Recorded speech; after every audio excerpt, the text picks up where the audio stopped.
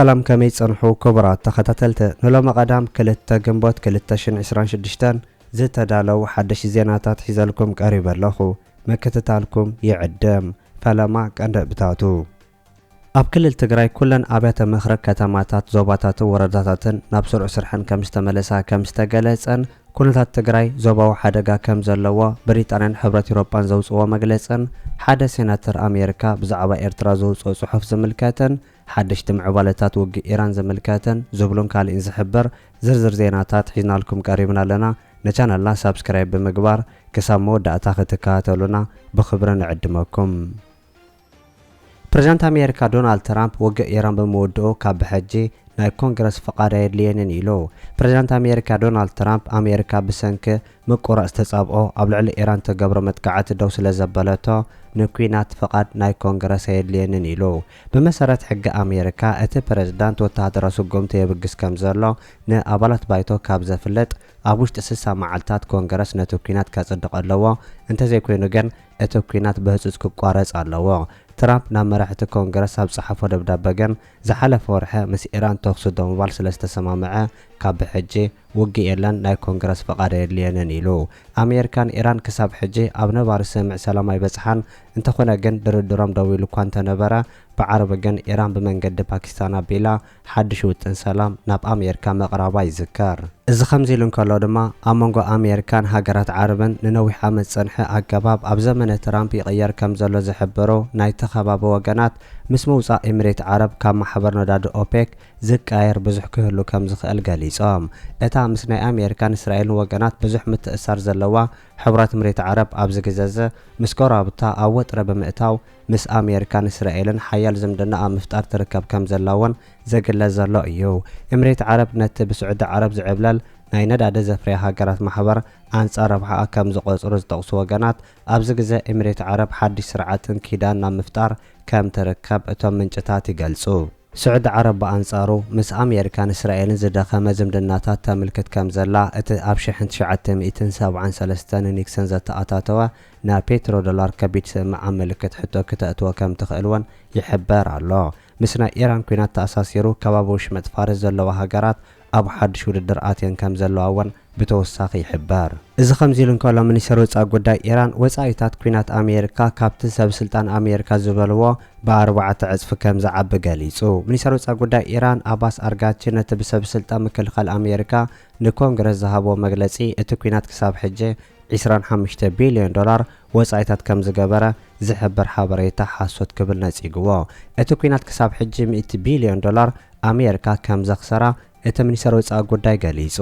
بخال زينا أمريكا باسبورت أمريكا ناي ترامب سألك هلوا كم زخانة تجليسو أمريكا مثل دونالد ترامب زحز باسبورت بوقع كم تجمر وايت هاوس مرقاقاسو تحبيرو أب حملة مبالك للتمئتن 5 عامت ناسنة أمريكا أبزب على اللوغزي ناي بريزيدنت أمريكا دونالد ترامب مثل زلو باسبورت كزرقح مخانو زحبرو من جتات أمريكا ات باسبورت فلما بقصري وحد كخون مخانو يقلصو حدش قد زحز باسبورت وقع بزخونو لأوان باسبورت نمركاب زملكتا زخوانا أمريكا وزيقا كرخبو كم زخلوان من جتات يقلصو أبت بقوداي منيستر وصاب قوداي أمريكا استزرقحة فولي باسبورت زلو مثل سئل بريزيدنت ترامب بتاريخ أو صحف أواج ناسنة بانديرا أمريكا تخبيبو كم أون بورك أو حبر استفرم كتام ات بريزيدنت كم زلوان تحبير الله وهاب قال وايت هاوس كم زحبرو ات مثل ترامب زحز باسبورت هاجراونت أمريكاويان أمن صبرا مبل كلتا 250 لدت أمريكا مالت أمريكا أمجزأت بريطانيا حارة وزيا كم ناس هاجر نزخونة اللعلات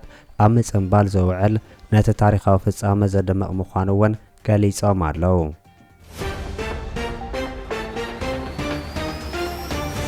حدا إثيوبيا وسدتنيا زركبهم زيغاتا 4 هاجرات أفريقيا كاب أمريكا ناب كاميرون كم تسوغو تغليصو حدا إثيوبيا وسدتنيا زركبهم كاب أمريكا تسوغو زيغاتا 4 هاجرات أفريقيا كاميرون كم زاتو تغليصو اتم تشعت سدتنياتات كاب كاميرون أمريكا مستغبر سمع نابتا أماكل أفريقيا تركب هاجر كم تسوغو تغليصو بمسارة صبصاب AFP اتم زيغاتا إثيوبيا غانا أنغولا كونغو زخونو سدتنياتات بربع كاميرون كم زأتو تقاليسو بريزنت أمريكا دونالد ترامب أبلع سدتنيات زقبرو زلو جافا حيلو ناب عدم كملاسو زي كألو سدتنياتات ناب سالسي هاجر نايم الأخ أكاتع بوليسي ختلالو أمريكا مس حيالو هاجرات أفريقيا سدتنياتات زقبل سمع فريمالا بمسارة زدما أتوم الكسبات كسابنا بهاجرهم زملاسو أبتا تقبالي تهاجر يسأنحو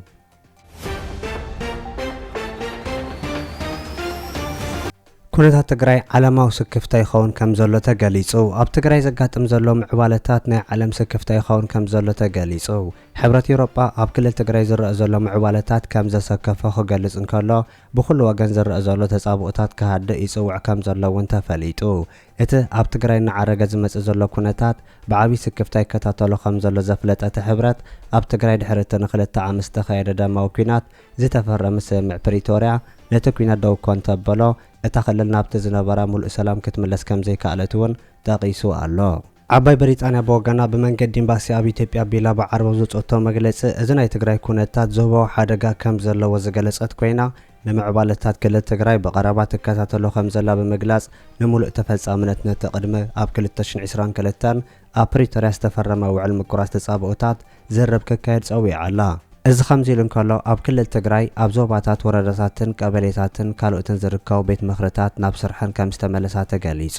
ኣብ ዝሓለፈ መዓልታት ሕወሓት ስምምዕ ፕሪቶርያ ከም ዝፈረሰን ቀድሞ ውግእ ትግራይ ዝነበረ ቤት ምኽሪ ክምለስ ድሕሪ ምውሳኑ ኩለን ኣብ ዞባታት ከተማታትን ወረዳታትን ዝርከባ ቤት ምኽርታት ናብ ስሩዕ ስርሐን ከም ዝተመለሳ ተገሊጹሎ ቤት ምኽሪ ከተማ መቐለ ንምምላስ ቤት ምኽሪ ክልል ትግራይ አመልኪቱ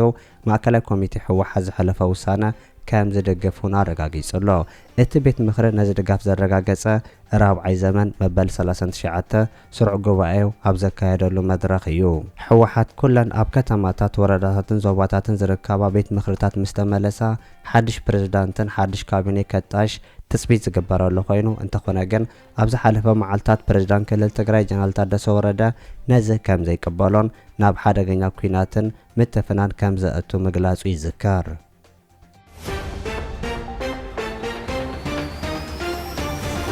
በስተፈላለዩ ወገናት ደገፍን ተቃውሞታትን የጋጥሞ ዘሎ ምምሕያሽ ርክብ ኤርትራን አሜሪካን ሕጅውን ሓድሽቲ ምዕባለታት የጋጥም ከም ዘሎ ተገሊጹ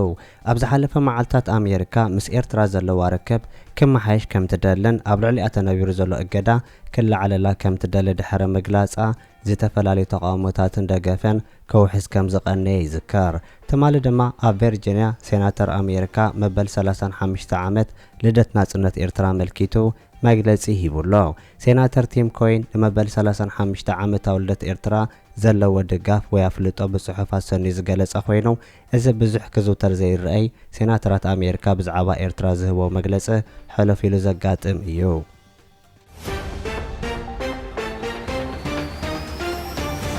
ክቡራት ተኸታተልቲ ንሎም ዝተዳለወ ዜና ነዚ ይመስል ኣብ ዝቕጽሉ ዝፍነው ዜናታት በቐዳምነት ክበጽሐኩም ሳብስክራይብ ዘይገበርኩም ሳብስክራይብ ንኽትገብሩ بخبرنا عدمكم